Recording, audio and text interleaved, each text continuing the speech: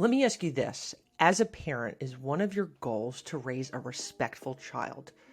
Today, we're going to be looking at the aspect of respect and some of the secret ingredients when it comes to raising a child to become eventually a respectful young person and respectful adult.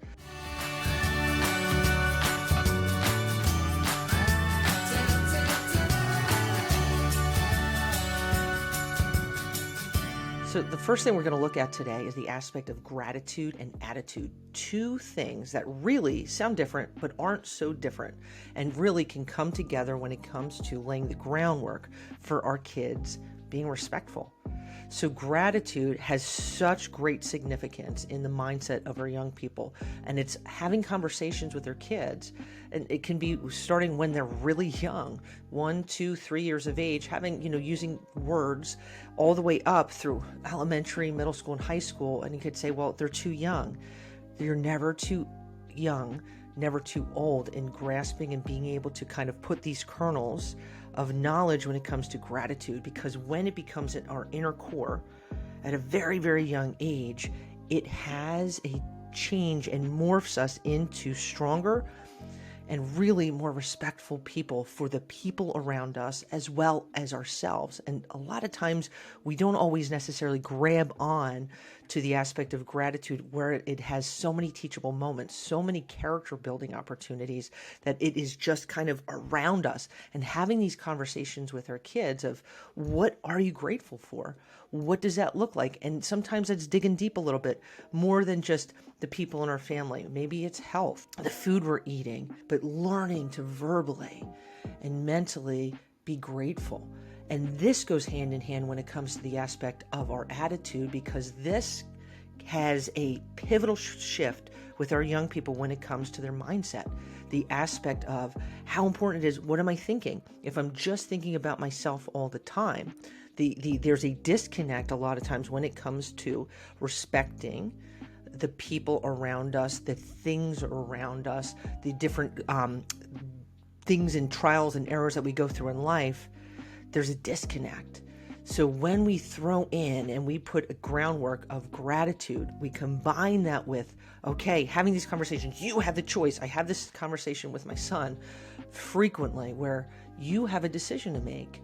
Your attitude, your mindset is up to you. Things happen in life. He's 6 years old, and really can sometimes have a tendency to be cynical and negative. And okay, you have a choice. Where are you right here, right now? And with that, giving thanks for what you have. I'm also a big believer in this. Before we have meals, we pray before every meal as a family, thanking God for the food that we have, different aspects of our life, asking for wisdom and peace. I want my kid to have that ingrained in his mind, that every day it's giving thanks, and that's a priority. And whether that's for you, well, we're going to pray, or we're not going to pray, but we're going to take time to have conversation, dialoguing when it comes to gratitude, because really, for the vast majority of us, it is not innate. And I'd love to know with you, your experiences, whether for you growing up or with your own children, what kind of things when it came to that pursuit of raising respectful kids and how maybe gratitude played a role in that, and what that means to you. I would love to hear some feedback from you. Going into another aspect of this, boundaries and accountability. Boom, huge. Kids do not always know what it is and what it isn't when it comes to respect and disrespect. We could say, well, yes, they do. Yes, when we've explained it to them. Yes, when we've laid the groundwork. And sometimes they need to be reminded. But having conversations, sitting down, whether our kids are 3 years old or 13 years old, and having this dialogue. What does respect look like? How does this boundaries come into play? And sometimes it's things that we've talked about again and again, and it can be kind of conveniently or intentionally forgotten. Well, refreshing them. Respect is massive. Respect is huge. It plays such a role in their character as well as our family dynamics. It's significant. Conveying what is and what isn't okay. Creating these boundaries of what the expectations that you have within your home and outside of your home of what respect looks like. kind of giving some examples that I think is huge, massive when it comes to building these building blocks with our young people with respect. Teaching them how to say please and thank you, no instead of nah, or whatever the heck it is.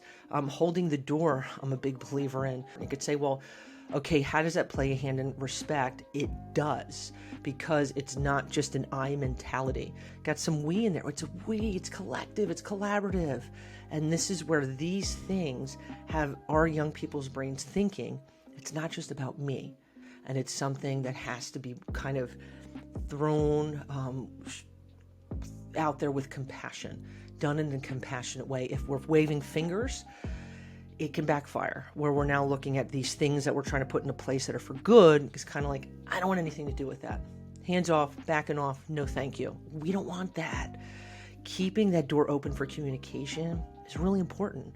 That consistency is key. It is key. It is so easy to get tired, been there, done that, get overwhelmed, and just kind of have your guard down. It's not that important. It is important. It is super duper important. Knowing, right, when we get into the aspect of accountability, shift in here with boundaries, going hand in hand with accountability, that there's moments that we see with disrespect, it's addressing that. There has to be accountability. If there's no accountability, you're like, what you did was wrong, and that's it.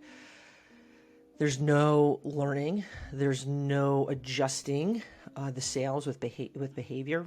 Just stays what it is. There's no priority for the aspect of respect.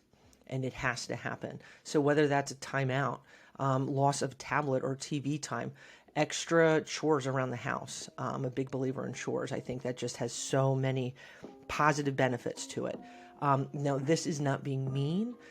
There are times as parents that we have to do things that are really uncomfortable, that are kind of like, I'm laying down the law in a way that's loving and compassionate, because right now, you don't know what's best for you. Right now, this seems like a pain. Right now, it seems like I'm coming down on you, but I want the best for you in the long term. I want you to be able to be that respectful, RESPECT fest, man, going on when it comes to being an adult and a young person that respects other people. And with time, it also is able to respect themselves. That's huge. We have so many young people that don't respect themselves. So many young people that really have that disconnect, and adults as well, where that respect, there's like a gap. It is what it is. It's my own thing. I'm like, no. When we go at life and it's forward with not just ourselves, but collaboration, and I can make the world better, and I can help people, and there's people around me that aren't insignificant, they're significant. These layers have substance, and that is awesome, because when it all kind of comes together, it allows our kids to be healthier as young people than as adults. It makes our family unit stronger and our community. Awesome. Awesome, awesome, awesome. Rolling into RESPECT. I love that song. Aretha, Hands in the Air, from Philly. Love her. A song that really holds a lot of truth. RESPECT. What does it mean? Well, in order for it to be real and for it to happen, it's got to start at home. It's got to start at home. So the question is, do we demonstrate respect to our partner, whoever's living in your home, to our siblings, your parents, within your unit? Are we as adults demonstrating respect to them? How do we communicate? Because I will tell you this, if we desire to have respectful kids, if we desire our kids to become those respectful adults, we have to put those words into actions. And it really kind of takes some time to step back a little bit and think, what's our tone? What does it sound like? What really comes out of our mouth? Whether we're communicating to somebody one-on-one, face-to-face, or communicating with them FaceTime, on the phone, whatever it is, what does that look like? Sometimes it is these moments that we need to kind of take a step back and reflect and think, okay, am I living this out loud? Am I living it out? Am I connecting these words that I am kind of putting out there, and this philosophy I want my kids to cling on to, but am I living it out? And those are some big ones that sometimes as adults we could think it is like easier just to say something instead of like, now I'm putting this into action. Because if we really want it to happen, we have to put it into action. And this can be strengthened by our kids also being around their peers, their tribe. If you're identifying some kids that you're like, man, rock on when it comes to them demonstrating being respectful, I think we kind of like, double fisted a little bit where they're seeing it at home, the positive, the encouraging, the respect, but they're also seeing some positives when it comes to their own peer group. The more we can layer this on, it's really important because there could be negatives when it comes to, being around people that are disrespectful. You turn on Netflix or social media or whatever, the radio, movies, there's so many negatives in terms of casting with young people. Disrespect, how they talk to their parents, how they talk to their peers. Let's it's cleaning house a little bit. Having a game plan. So when we take these pieces and we kind of assemble them together, it's kind of like a puzzle piece. You're putting the pieces of the puzzle together. Great things happen. Now we're going to look at a really significant one, which is consistency. Consistency. This is something I have learned big time. So this can be a tough one, but this is a mandatory one for this to be a foundation when it comes to our kids being raised to become respectful kids and ultimately respectful young people, respectful adults. The consistency, man, it's a clencher. We could be tired, we can be frustrated, we could literally feel like we could lay down on the floor and take a nap, but the likelihood of these strategies actually sticking is less when we are inconsistent. It increases with consistency. It just becomes so much more likely for it to happen and to be instilled. A facet of this that is really, really important can be reaching out to a fellow parent. Sometimes we can, whether it's pride or feeling like we don't want to inconvenience somebody, but having kind of somebody, an accountability partner or somebody that can encourage you, like in it together, and encourage one another, and kind of coming up with creative ways of when it comes to our kids, the positives and the negatives. And know that trying to go at things and rock and roll and alone doesn't always get us anywhere. We can just become more deflated and tired. That kind of accountability, fellow parent, friend, person, does really good things if we allow it to. Truth is, parenting is truly one of the toughest jobs you can ever have in your life. True story. But when you have a game plan, and are consistent and allow yourself to truly be human, know you're going to make mistakes, but it's giving yourself some room with that and knowing we're going forward. And even with the stumbling and the tripping, we're going forward. We're encouraging one another and respect. Those kernels, those little foundation, those bricks for that foundation that we talked about are so truly important. Respect is a beautiful gift that we can instill in our young people. And it is truly, without doubt, a lifelong journey. So if you're looking for a few ways to take life a little less seriously as an adult, we talked about some heavy stuff, and strengthen your quality of life, check out this video when it comes to lessons we can learn from kids. It's kind of cool stuff. It's filled with positive messages and a whole lot of encouragement. If you like this video, I hope you'll subscribe. Be sure to give it a thumbs up and know that life's too short not to pursue it with intention and excitement, my friend.